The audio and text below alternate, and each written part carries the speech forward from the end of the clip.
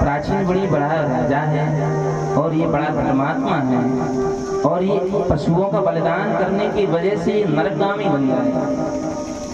तो प्राचीन वरी ने उनको बुलाया। देवर्षि नारद प्राचीन वरी के पास गए और प्राचीन वरी से कहा, महाराज कैसे हो? उन्होंने कहा, महाराज दर्शन देकर बड़ा धन्य हो गया। तो उन्होंने कहा, दर्शन देकर तो धन्य हो गया, पर ऊपर देखो क्या हो रहा है। अब जो जो पशुओं की बलि प्राचीन वरी ने देखी, वो सब पशु राजा प्राचीन वरी को खाने के लिए दौड़ रहे हैं, लाल लाल नेत्र, और ऐसा लग रहा है कि जैसे राजा प्राचीन वरी को मारने के लिए। अब तो प्राचीन वरी घबरा गए, प्रभु ये अब क्या करें? तो देवर्षि नारद ने एक बड़ी सुंदर कथा सुनाई। उन्होंने कहा कि मैं तुम्हें एक कथा सुनाता कि क्या इस संसार में दो मित्र हैं, एक पुरंजन एक अविज्ञात। एक पुरंजन एक अविज्ञात। पुरंजन होता है पुरम जनियेत इति पुरंजन, जो 84 लाख पुरी, जो 84 लाख योनियों में जो जन्म ले वो पुरंजन। और अविज्ञात जो जिसका कभी जन्म ना हो वो अविज्ञात। तो पुरंजन जो है वो जीवात्मा है और अविज्ञात जो है परमात्मा है। परमात्मा और जीवात्मा दोनों मित्र हैं। तो जीवात्मा जब पृथ्वी पर आता है तो परमात्मा से कहता है, प्रभु मेरी घूमने की इच्छा हो रही है। अपने मित्र से कहता है, क्या मेरी घूमने की इच्छा हो रही है। तो परमात्मा कहता है कि जाओ घूम के आओ संसार में। तो परमात्मा कहता है, संसार में जा तो रहे हो पर लेकिन वहां जाकर फिर मत जाना, वापस आ जाना। तो वो कहता है कि आ जाएंगे प्रभु, जरूर आएंगे, आएंगे नहीं। तो वो अविज्ञात जब आता है, पुरंजन जब आता है अविज्ञात को छोड़ करके, तो उसे 84 लाख योनियों में सर्वश्रेष्ठ योनि जो लगती है वो मानव की योनि लगती है। जो 9 दरवाजे का जो महल है वो सबसे अच्छा लगा।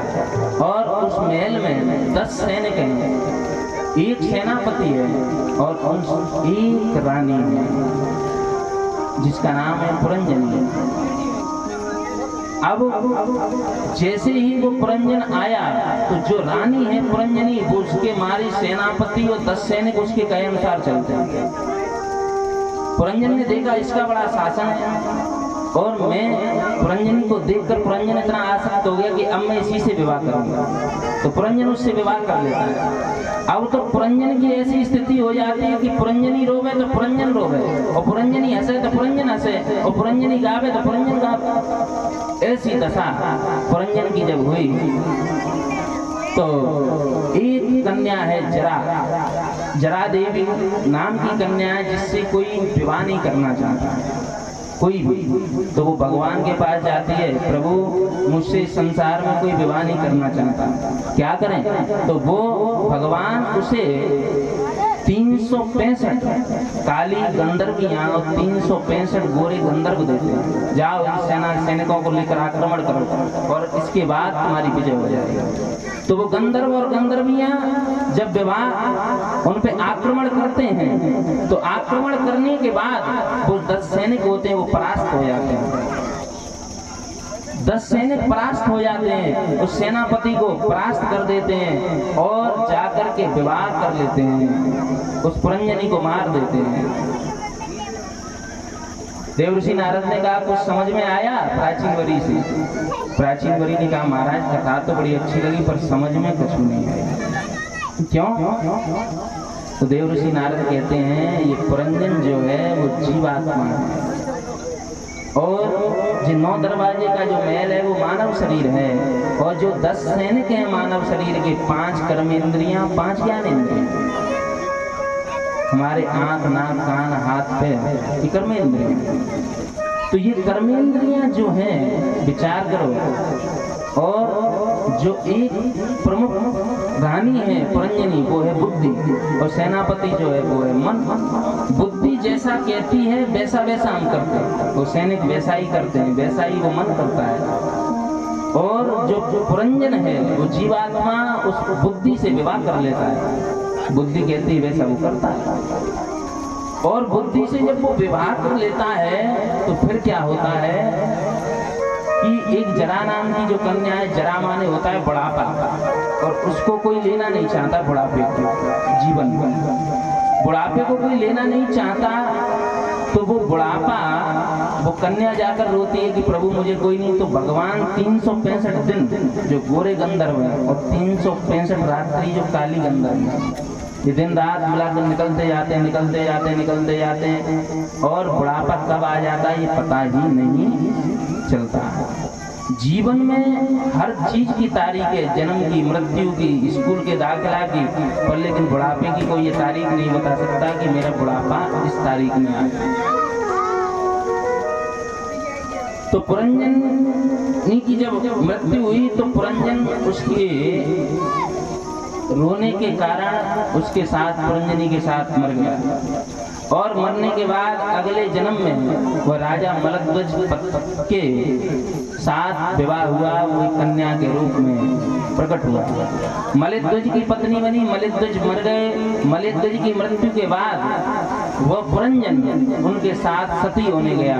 तो अभिज्ञात जो परमात्मा है वो आया और आकर के कहा, अरे किसके साथ सत्ता होने जा रहे हो? तो वो बोली, तुम, मैं पतिव्रता स्त्री हूँ और मैं पति के साथ सती होना चाहती हूँ, और तुम मुझे रोकना चाहते हो?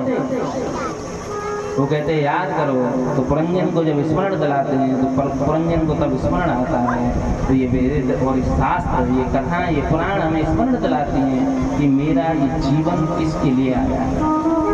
तो नारद जी ने जब ये कथा सुनाई तो राजा प्राचीन वली ने अपने पुत्र को सिंहासन दिया, और सिंहासन दे करके अंत में वो इस लोक से वैकुंठ लोक को चले गए। इसके बाद आगे कथा आती है महाराज प्रियव्रत की, जो तानपाद के बड़े भाई हैं, और प्रियव्रत के पुत्र हैं ऋषभदेव, और ऋषभदेव के 100 पुत्र हैं, जिनमें सबसे बड़े हैं भरत। इस पृथ्वी पर 3 भरत हुए, एक तो ऋषभदेव पुत्र भरत, दूसरे केकई नंदन भरत, तीसरे शकुंतला नंदन भरत। तीनों भरत अलग अलग प्रकार के वस्त्र पहनते थे, केसरिया रंग के, हरे रंग के, एक सफेद रंग के। उन्हीं के वस्त्रों से ये तिरंगा भारत भूमि पर बनाया गया। ऋषभदेव जी ने अपने पुत्रों को ज्ञान दिया कि संसार में कहीं कुछ नहीं है, परमात्मा का चिंतन करो। तो भरत जी गए और पिता की बात मान कर गए। भरत जी पहुंचे नेपाल में, काठमांडू, जो पशुपतिनाथ जी महाराज का स्थान है, और वहां पर भरत जी ने गंडकी नदी के किनारे एक पर्णकुटी में वहां भजन किया। भजन किया तो एक दिन गंडकी नदी में खड़े होकर के भरत जी जब भजन कर रहे थे तो उन्होंने देखा कि एक मृगा, एक हिरणी गर्भवती है और शेर उसके पीछे पड़ा है, और उसके भय की वजह से वह जल में कूद गई, और जल में कूद करके उसी ने अपने बच्चे को उसी जल में जन्म दे दिया और उसका प्राणांत हो गया। तो भरत जी ने सोचा कि आज परोपकार करने का समय आ गया, परोपकार करने का समय आ गया। जब परोपकार करने के जब समय की बात आई तो उन्होंने, भरत जी ने उस मृगा के बच्चे को लिया और लेकर के उसके साथ रहने लगे। जो भरत जी जो तपस्या करते थे वो पहले 200 माला करते, फिर 150, फिर 100, फिर 50, फिर 20, फिर 10, धीरे धीरे वो मालाएं छूटती गई। और एक दिन जब भरत जी का समय निकट आया तो मृग के बच्चे में प्राण पड़े रहे, और अंत में भरत जी ने उस मृग के बच्चों के ध्यान में अपने प्राणों को त्याग दिया,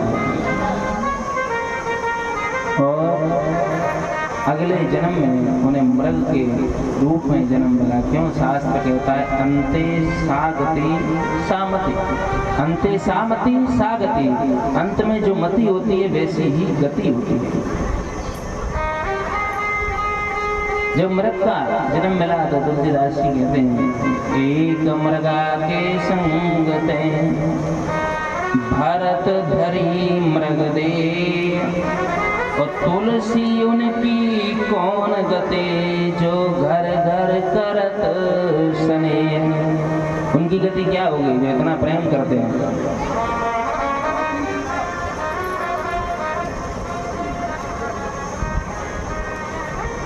हाँ 200 रुपये राम सुंदर बघेल बाल्कीपुरा, 200 रुपये जगदीश साकी माधव सिंह का पुरा, 200 रुपये पप्पू सिंह तोमर पेशकार का पुरा सलावली, 50 रुपये शिमान सिंह पेशकार का पुरा सलावली, 200 रुपये जोर सिंह तोमर पेशकार का पुरा सलावली। जो सलावली आज ज़्यादा आ रही है, एक बार इन दान दाताओं के लिए जोरदार तालियां। इन सभी को मैं हृदय से वंदन अभिनंदन, बहुत बहुत साधुवाद और ढेर सारा आशीर्वाद और प्यार। जय जय राधा रमन हरि बोल, जय जय राधा रमन हरि बोल, जय जय राधा रमन हरि बोल, जय जय राधा रमन हरि बोल, जय जय राधा रमन हरि बोल, जय जय राधा रमन हरि बोल, जय जय राधा रमन हरि बोल, जय जय राधा रमन हरि बोल, जय जय राधा रमन हरि बोल,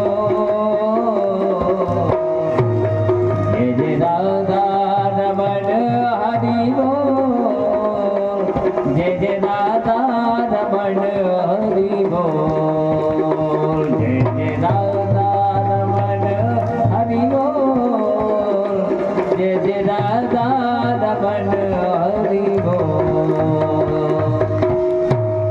बोलिए भक्तवत्सल भगवान की जय। जय जय श्री राधे। 500 रुपये संदीप बघेल धुरंधन का पुरा, 500 रुपये संदीप बघेल धुरंधन का पुरा। एक बार इनके लिए जोरदार तालियां। ईश्वर इन पर कृपा बनाए रखे और मैं हृदय से इनको वंदन अभिनंदन, बहुत बहुत साधुवाद, ढेर सारा आशीर्वाद।